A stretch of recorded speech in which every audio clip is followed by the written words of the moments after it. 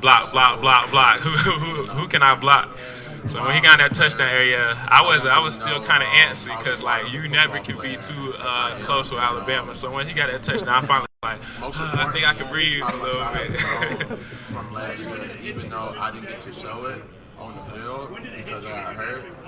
But, it honestly just hit me when I got here. Because soon as when I seen the field again, because soon as we were done with the game, went straight into training, honestly. And then I just haven't had time to think about it. Just looking at the field now, it's just like, wow, he really did it. What do you want to prove to the NFL teams here in the conference? What are you trying to get across? Just proving I'm a very versatile player. I can do it all. I feel like I can rush on the edge, do the run fits, and cover. So I just show that I can do it all just like I show on tape.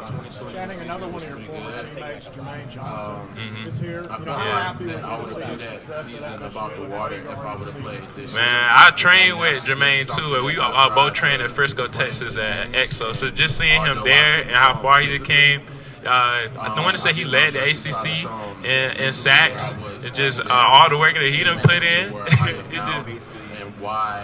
He held them to the standard at FSU, and it's an amazing feeling from that too.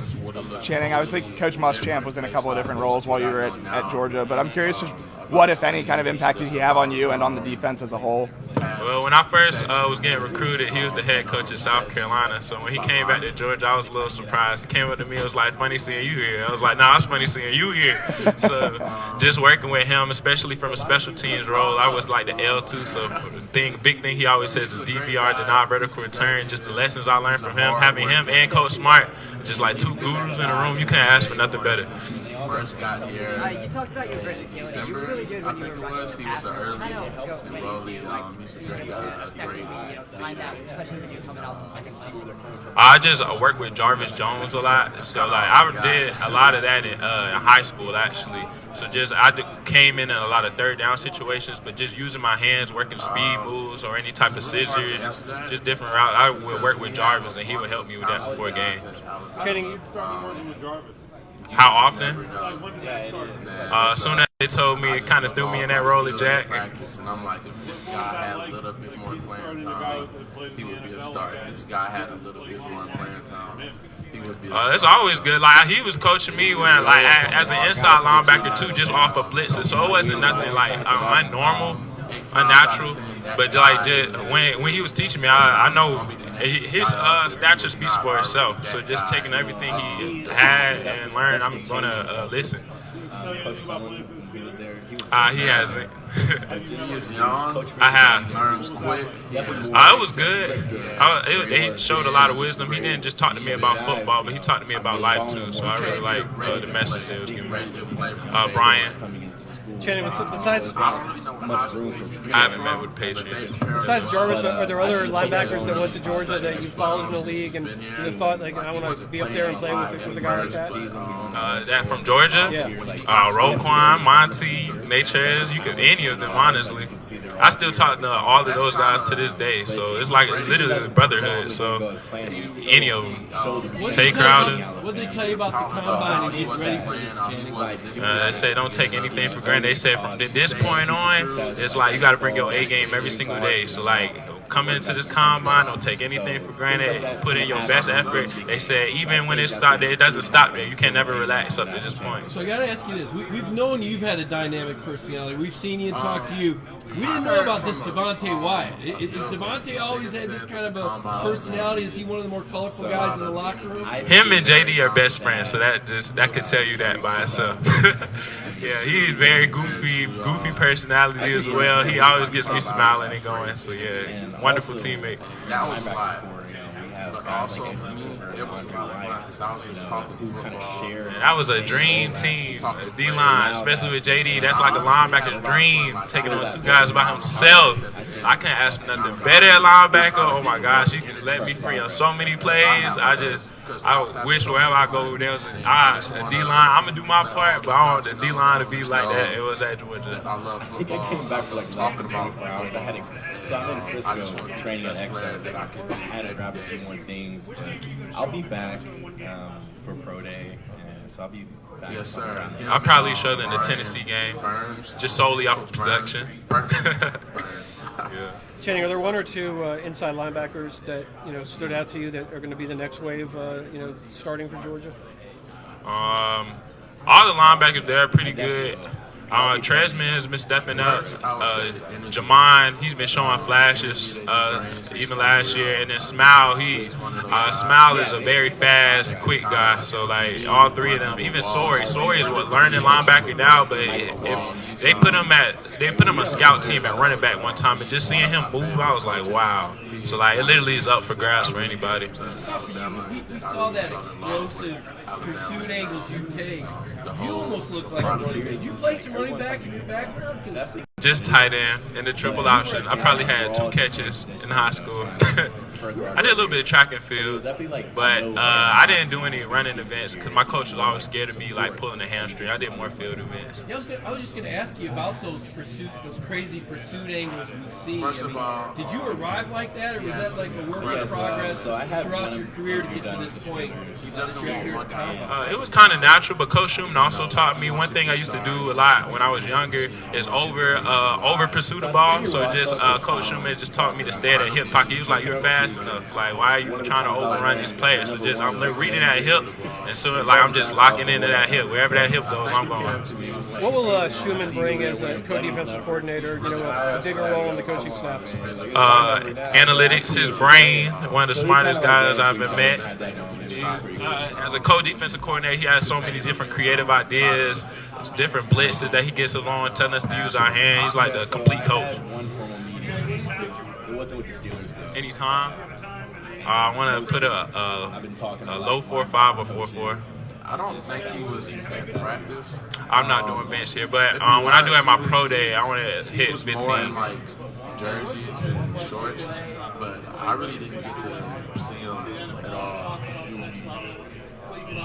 Man, like, What can I offer a team? I remember, like, the first It depends on what the team wants. I feel like I could do it all. Like I was saying earlier, rush off the edge, good with the run, fits, and cover. It's just what scheme they put me in. I feel like I can do whatever they want me to do. And that run play and ended up actually tackling. No, not really. I write run fits more, so like just hitting the inside zone gaps, the outside zone gaps. Like that's what I like to do. So run downhill. So After I got the screws out, I felt like honestly I could jump high. Everything. I was a little bit upset. So I believe I could get 40. Your life, your character, your passion. I feel like what you see is what you get with me. Like how I come out here, just like show my personality, or just like talk to different coaches. Like what you see right now is how like I act all the time. So I have my passion shows for the game. I feel like when I'm out there, just the energy I provide, that's just me. What's it like? Dan Lanning. Coach Schumann. I had Coach Schumann and Coach Lanning. Coach Lanning is the defense coordinator. Coach Schumann was the analytics guy. He got me hyped too, but Coach Lanning is the hype guy. He's the one that's gonna get you ready before the game, talk crazy, push you around, and get you juiced up before the game. Schematically, tell me a little bit about the role that you played in the Georgia defense, particularly in the 3 down front and mint, just because that was a change for you guys over the years. And That got how you guys started. went about using that, asked a lot of the linebackers. in particular. Probably How we use the mint. Yeah, warm-ups and stuff like basically that. the role that you play in the mid front, because they're taking on 2 gaps in order to free things up for you. Yeah, so we'll play off the A and C gap. So like I'll either be the related 3 player or the daylight rusher. So like a lot of times with being the daylight rusher, I can hit whatever gap I want to as a blitzer on the pass play.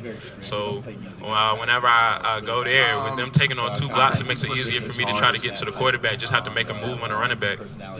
When they were first teaching you guys about simulated pressure, because now it's becoming the in vogue thing, you guys did that tremendously. It was really tough. Walk me It through was just the really learning tough process, the whole season. simulated pressure from a linebacker's perspective, but just a lot of the onus is on you to make a lot of the reads and stuff. So assimilated pressure, you acting like you bring in 5 men, but one is dropping. So just with that disguise, it also frees up, so it doesn't make the D-line have to work maybe as hard because of the simulated pressure, but it just allows opportunities to trick the offensive lineman. The interview process and just taking care of your body and trying to be ready for it. Communication.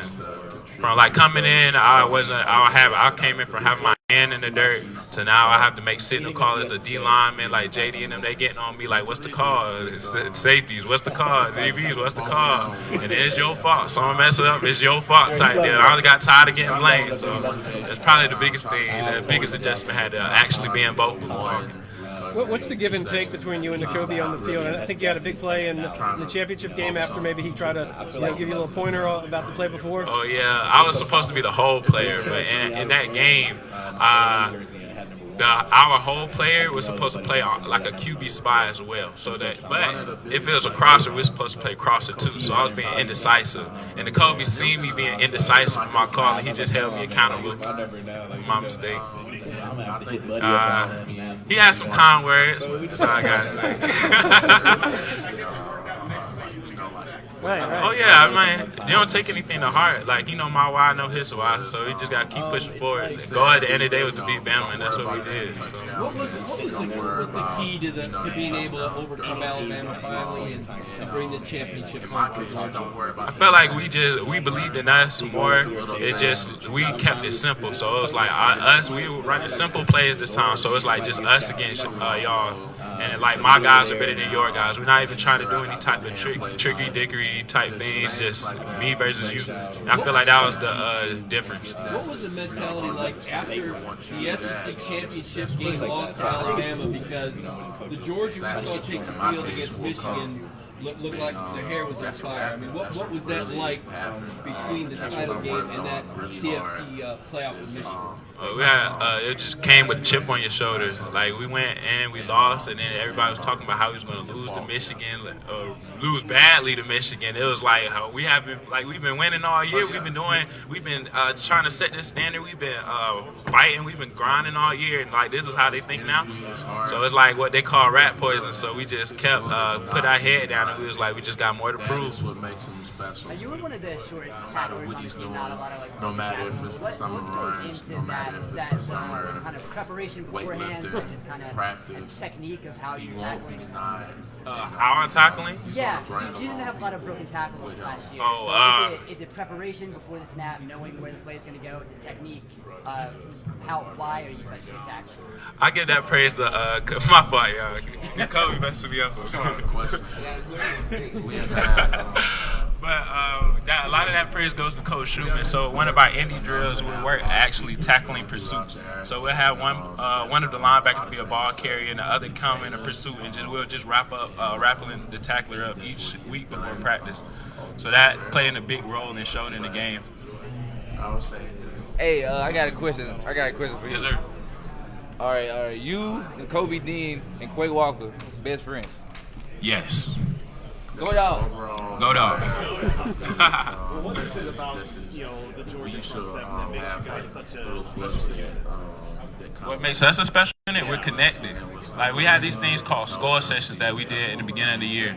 So during the score sessions, it was literally, they'll take the coaches out. It'll be us talking to each other. We had to figure out each other's why we do what we do, our background, like our family, and then why we play football. So like, I could tell you about each and every single one of my teammates, what their why is, their background, why they play football, and they could tell you about mine. So it just, the chemistry was there. Like, we was fighting for each other's whys, not just to win. Well, to win a championship at the end of the day, but it was bigger than that. Channing, can you go back to last summer when you guys were doing these workouts, getting pushed, and even Jordan Davis lost it at one point. What was that like right before the pool trip when you guys finally hit that walk? It looked like Kirby was going to push you guys to the very nth degree. What was that summer training like, and what do you remember about that day? The day we went to the pool? The day before. The day before we went to the pool? The day before we went to the pool, I feel like that was the first time we didn't have our station drill at Georgia. We went to, I forgot where we went. Like the intramural fields. Yeah, it was like the intramural fields, and it was so hot out there. I was sweating. I was drenched, and it dried up. And I was like, yeah, it's getting serious out here. I was breathing, hyperventilated, everything all in the above. But coming out there the next day, the day he surprised us going to the field, we was just like, we just got to do what we got to do. I feel like at the end of the day, even though we was struggling, like I felt like we was going to be better than everybody else just from a conditioning standpoint because of that. How much did you need that trip to the pool? Is that just Kirby sensing that these guys are ready for a break? I think he did because we have been grinding every day up until that point. If he hadn't jumped, would you guys have thrown him in the water anyway at that point? Yeah. What was it like to finally get past Alabama? What does Georgia need to do to stay on top of it going forward?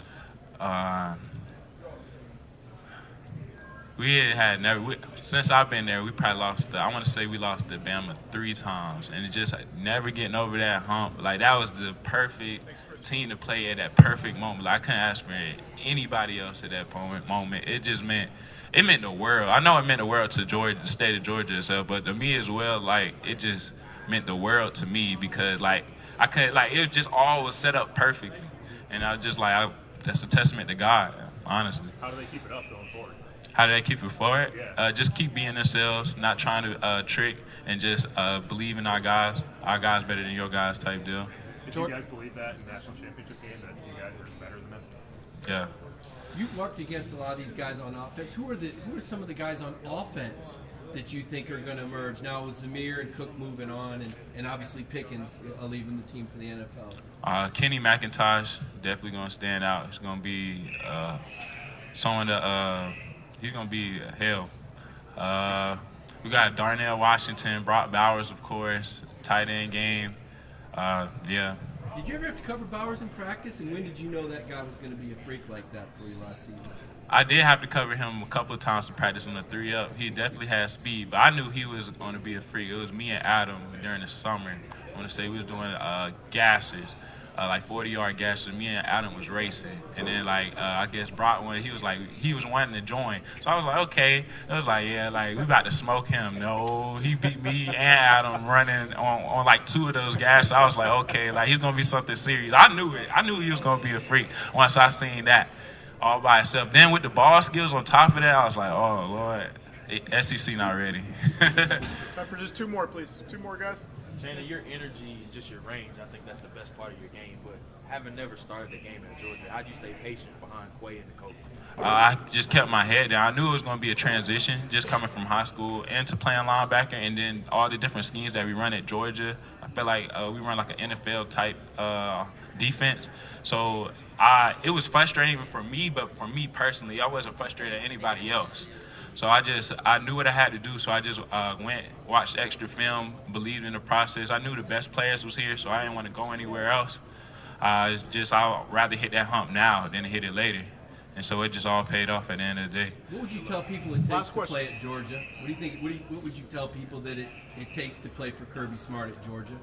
Relentless effort to play. Even if you don't know what you're doing, do it 100% because he's not going to take anything less, or you're going to get hit with that microphone. Great. Thanks, Channing. Thanks, everybody. All right.